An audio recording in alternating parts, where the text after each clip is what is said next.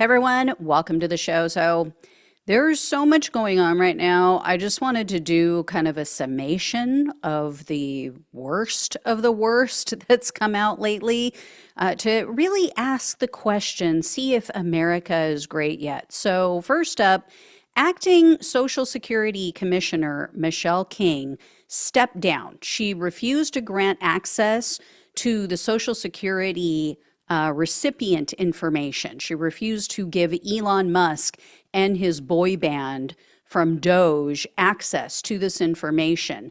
And a Social Security advocacy group told the Associated Press, quote, "There is no way to overstate how serious a breach this is. And my understanding is that it has already occurred. The information collected and securely held by the Social Security Administrator is highly sensitive. SSA has data on everyone who has a Social Security number, which is virtually all Americans, everyone who has Medicare, and every low-income American who has applied for Social Security's means-tested companion program, Supplemental Security Income. If there is an evil intent to punish perceived enemies, someone could erase your earnings record, making it impossible to collect the Social Security and Medicare benefits you have earned." Yeah, so are we great yet? Does that make us great? No? Okay, let's keep going. Let's move on to the next story. Longtime federal prosecutor Denise Chung, she also resigned. She was the head of the criminal division, and word is that Chung refused unethical, possibly even illegal orders to freeze grant money that had already been approved and sent out by the Biden administration. So what they were asking her to do was not just to stop the funds from going out. They're trying to actually claw that money back from, at least this is my understanding, from the entities that already received the grant money. So these were funds to, fund climate change projects. They would have likely created many new jobs. And Chung didn't have the legal authority to freeze this money. The Washington Post wrote, quote, "The Justice Department has the authority to freeze assets, but it can only take that step when it has evidence suggesting the assets can be traced to a crime. In this case, the people said Chung and Martin, which is one of Trump's guys, disagreed over whether halting releases was inappropriate and unethical without such evidence, or whether she was disobeying the department's leadership and investigative strategy of stopping releases and looking for evidence." So are we great now? No? Okay, I'll keep going. As you all know, Trump and Elon Musk have been on a rampage. They're getting rid of everything and anything that is not bolted to the floor.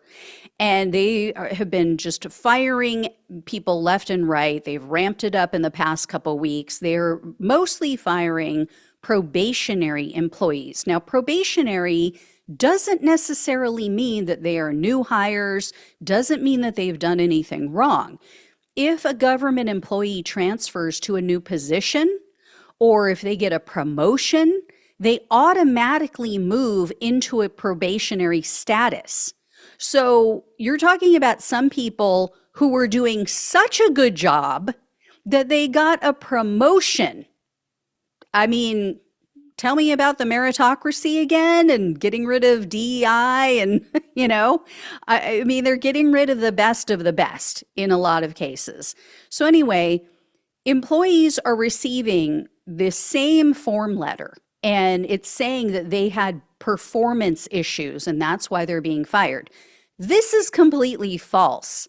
There's also, this is true to form for, Trump and anything he does, in these letters, they were incorrectly addressed. They included incorrect information. The Washington Post reported, quote, some employees said the proceeding seemed rushed, the details botched. Termination letters at education listed the wrong job or the wrong start date. A legal help number offered in a notice sent to a small business administrator employee led to the voicemail for an apartment building, not a lawyer. Some firing letters seemed copy pasted from a form and left out the name of the agency where employees worked. And then Sarah Longwell, who's the publisher of The Bulwark, she mentioned this on one of the recent podcasts that she did. She has said she's spoken to people who were federal employees who worked for the government. And she said some of these people are receiving form letters that don't even include their name. So it will have, and I'm sure you guys have all seen this before, it'll have like the brackets and then it'll say insert name. And then, you work in, and then it'll have the brackets again, insert department name. So they didn't even finish these letters. They didn't even do them properly. It's so half-assed. I mean, typical for Trump. And then there are stories that the Washington Post has shared that are just heartbreaking. So these firings have just completely upended some people's lives. I mean, some people moved for this job, picked up, moved their entire family, their whole life, uprooted the entire family, moved across the country or to another state for this job, and then they're being fired within weeks, sometimes, of taking the new job. There are other people who have spouses who have lost their job, when they're military members, I should say, who have spouses who work for the government and they're working remotely, and now the government is saying, well, you either need to come into the office or you're going to be fired. And it's like, well, I can't move. My spouse is a veteran. There was one veteran actually who was working for the government, and he I can't remember honestly if it's a he or she, but they were about to complete their probationary period and they were fired. Newsweek shared an article as well, and they talked about somebody who was being terminated and how there was absolutely no communication afterwards. So they had no idea what even was going on. There was one fired veterans department employees. This was a guy who was a Navy reserve, not Navy veteran, Navy reserve. He had been a Navy reserve for 17 years. And they said he was left, quote, completely high and dry. I don't know what my last paycheck looks like. I don't even know if I'm getting a severance package. And I have over 700 hours of sick and vacation time. I still have a month left on my paternity leave. I don't know anything about that. There's been no communication about anything. Again, absolutely half-assed, leaving people just totally hanging, have no idea what's going on with their lives, if they're going to have a paycheck, just sickening. Another fired VA employee had posted on Reddit, as you see here, quote, I am absolutely devastated. Last night, myself and many others at the Veterans Crisis Line were terminated without warning. Then this woman went on to say that she's a vet. She's also married to a current military member, and she was only 12 days away from completing her probationary period, less than 10 weeks out from maternity leave. And she pleaded with the readers saying, quote, I am begging you all to open your eyes of what's really happening in this country and stop being blinded by ignorance. This is wrong on so many levels. So yeah, still not great, apparently. And then how about this? We have had, well, as of few days ago, we had 7 plane crashes, as you see here. But then, since then, just in the last week, we've had, I believe, another 2. I know for sure there was another 1, and then I think there was a second one just yesterday, if I'm not mistaken. So, yeah, Trump apparently, I mean, or not apparently, he is firing all of these people, these so-called DEI hires. He started laying off FAA workers just willy-nilly. I mean, what do you expect? So, yeah, people dying in plane crashes, preventable plane crashes, does not make America great again. And now the stable geniuses over on Wall Street, the ones who likely all voted for Trump, they're starting to freak out about their investments because of Trump's policies. So according to Fortune news outlet, even though the Dow Jones and the S&P 500 were showing yearly gains, they're saying pessimism among investors is the highest that it's ever been since November of 2023. So during the Biden administration, so Trump is doing that good. And economists are all saying these policies are absolutely going to throw us into a recession. Unless he does a complete 180 about face, we're headed for a recession. So that wouldn't make America great.